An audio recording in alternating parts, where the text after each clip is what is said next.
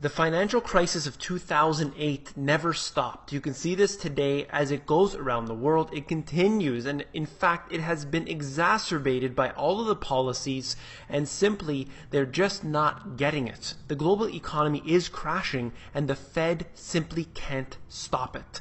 Let's go into the news right away. I wanted to cover this. First, an infographic. This is pretty interesting to look at how much $1 used to get to. So you can go through it all for yourself. I'll just point out a couple that are quite interesting here. You can see at the bottom here, about 100 years ago, you can get 10 cans of Campbell's soup, and right now, you can't even get 1 can for that same amount today. And there are other ones here, showing you the beef prices. And look at this one from 1941. You can get 4 movie tickets, a whole family worth with that $1. Now you can't even get a quarter of a movie theater water bottle. It goes to show you what has happened to the dollar. And I did a similar diagram in my book here, just basically showing you what $100 was worth, and these are approximates. Of course, in 1900 gets you a car, in 1950 gets you a motorcycle, and in the year 2000 it gets you nothing but a bus pass. That's the dollars printed on that bill, and they're basically nothing but a whole fallacy, essentially. This is right here. What has happened, these policies of the Federal Reserve and the governments around the world are affecting the poorest people the most, and next the middle class. So this is the leverage ratio of the poorest families, and you can see how they are getting in big trouble right now. And this is pretty obvious. You can see how dramatic it has been, and it's just gone in practically a straight line since the year 2000. It's gone up from there. But have no fear, because you can still get your iPhone 6 for $0. That's right. Wherever there is trouble, there's always someone to take advantage of that. And here they are. This is Sprint saying that, you know what, you don't have any money. Don't worry about it. We'll take care of it. You could just pay us later. And you know how this works. People are cash strapped. They are indebted. And this is, I've seen Canada, the US, and everywhere around the world pretty much, where the individual citizens are not saving any money. They're all the way up to their neck in debt, and it simply doesn't matter because there's always going to be new schemes that they develop, and this simply can be seen in every single category. But I talked about this in a previous video, talking about how the central banks around the world are purchasing stocks. Now here's one in particular: Israel to begin investing reserves in U.S. equities. Now this was back in 2012, however it's still continuing today.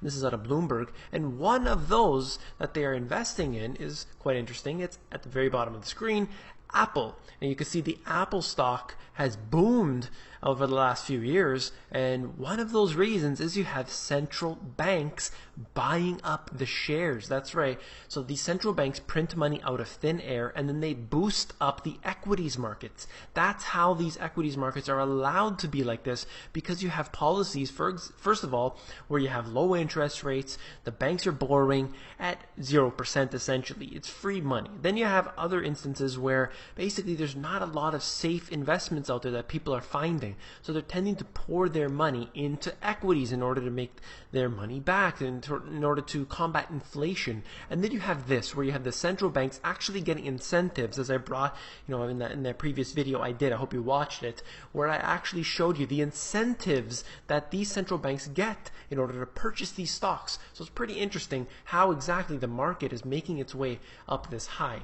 Now this is the IMF's revisions of China growth, and you can see that as it going down, and the US actually was significantly down for their growth estimates.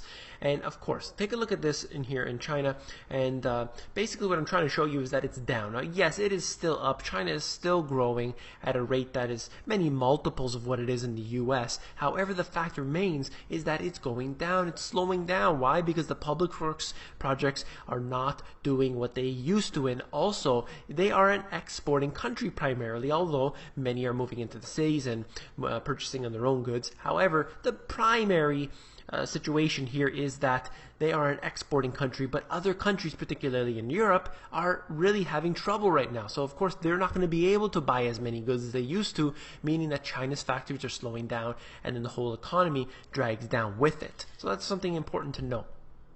This right here is a chart that I really like to show. I really want to know exactly how you refute this when you can see here the two previous bubbles, how they formed and how they popped, and then you look at what we have today and expect to see why this shouldn't be a problem right now. It is a huge problem because you have this bubble being pushed up partially by the central banks printing up the money and fueling this whole thing. Plus you have the central banks, of course, once again, they are feeding it with the low interest rates. And what do you think is going to happen if they do decide to increase the interest rates?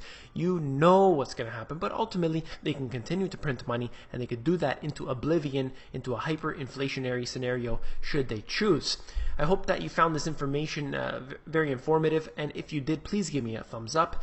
And also don't forget to become an insider. It's where I give out all my best intel for free, and it is available at themoneygps.com. You scroll down to the bottom, fill in your email address, and you get occasional emails from me with good, short, concise info.